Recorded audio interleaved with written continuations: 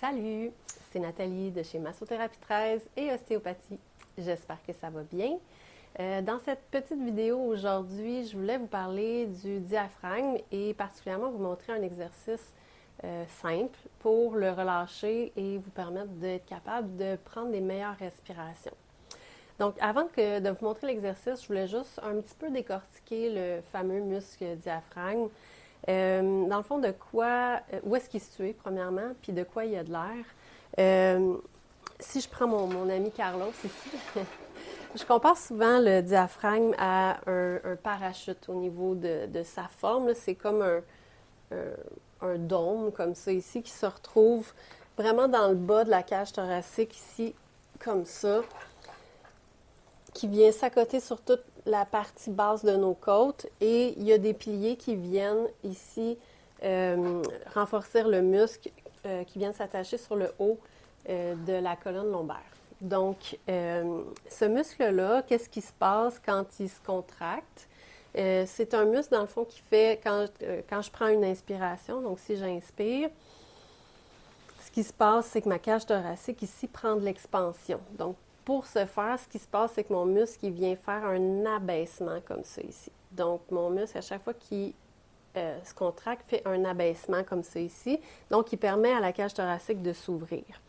Quand la cage thoracique s'ouvre, ben à ce moment-là, l'air peut rentrer dans les poumons. Le muscle diaphragme devrait normalement être responsable d'environ 75% de la respiration, donc 75% de l'expansion thoracique. Qu'est-ce qui se passe si c'est pas le cas, s'il est soit pas capable de faire son travail parce qu'il est trop tendu, il y a des blocages articulaires autour qui font que il fonctionne pas bien, ou tout simplement, ça fait tellement longtemps que vous n'avez pas pris des bonnes respirations profondes avec ce muscle-là qu'il ne travaille plus comme il devrait travailler. Qu'est-ce qui se passe? C'est que dans le fond, on a d'autres muscles, évidemment, qui sont normalement responsables de 25% de l'expansion thoracique. Donc, ces muscles-là doivent prendre la relève. Alors, ces muscles-là, c'est entre autres des muscles intercostaux, des muscles qui se retrouvent entre nos côtes, et plusieurs muscles qui sont attachés au niveau de notre cou et de notre cage thoracique qui permettent au haut de la cage thoracique de faire une expansion. Les gens qui ont un diaphragme qui fonctionne moins bien, souvent ce qu'on va voir, c'est des respirations qui sont plus hautes. Donc, au lieu de se servir comme il faut d'ici, c'est des gens qui vont beaucoup utiliser la partie d'en haut quand on leur demande, exemple, de prendre une grande respiration comme je viens de le faire.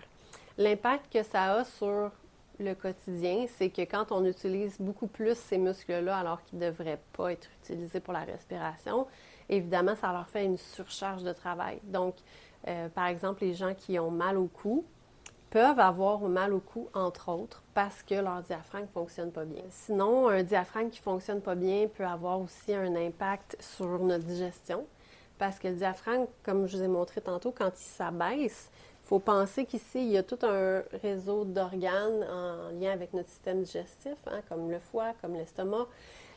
Donc, à chaque fois que le diaphragme s'abaisse comme ça ici, il crée comme un massage au niveau de notre système digestif, nos organes, au niveau de la cavité abdominale.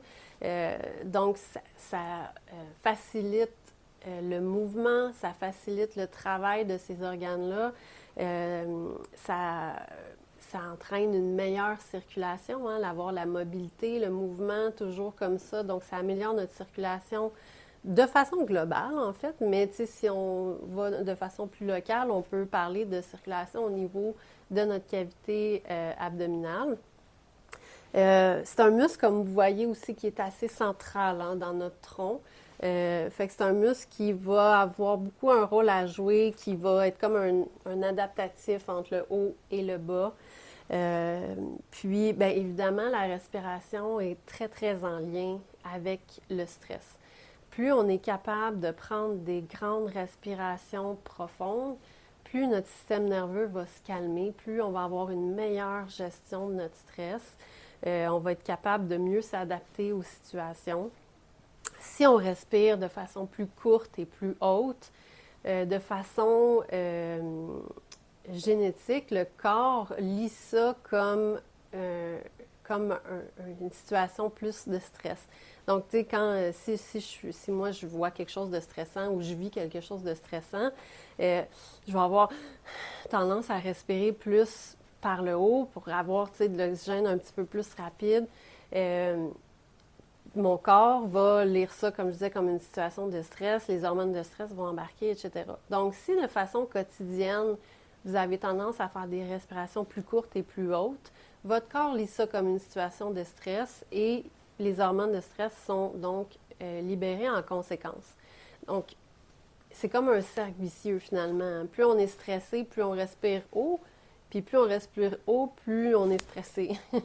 Fait qu'il faut essayer de briser ça. Puis revenir chercher une respiration qui est abdominale et profonde. On utilise toujours le haut de la cage thoracique quand même, mais pas en faisant des élévations comme ça et en utilisant presque seulement cette région-là. Donc, cette région-là reste utile, mais dans une autre vidéo, là, je vous montre vraiment bien comment on devrait respirer normalement. Puis, on voit bien à ce moment-là le mouvement du bas versus le mouvement du haut. Mais ce n'est pas le but de la vidéo d'aujourd'hui. Donc, je ne perdrai pas de temps là-dessus. Je vous mettrai au pire le lien pour l'autre vidéo. Donc, on va aller tout de suite à l'exercice en tant que tel. Donc, l'exercice va se faire en 3 régions. Donc, la première région, c'est, dans le fond, je vais m'installer. Oups. Je vais me redescendre en bas, je vais le faire sur moi, là, fait que vous allez mieux voir, mais je voulais juste montrer quand même sur Carlos. Je vais m'installer dans le fond avec les doigts ici, un petit peu plus bas et encore plus bas sur le côté. Donc sur moi, qu'est-ce que ça donne? C'est un exercice qu'on fait assis, vraiment, ça se fait super bien assis. Donc, comme je vous ai montré, il y a 3 sections. Donc la première section, c'est ici, deuxième ici, troisième ici.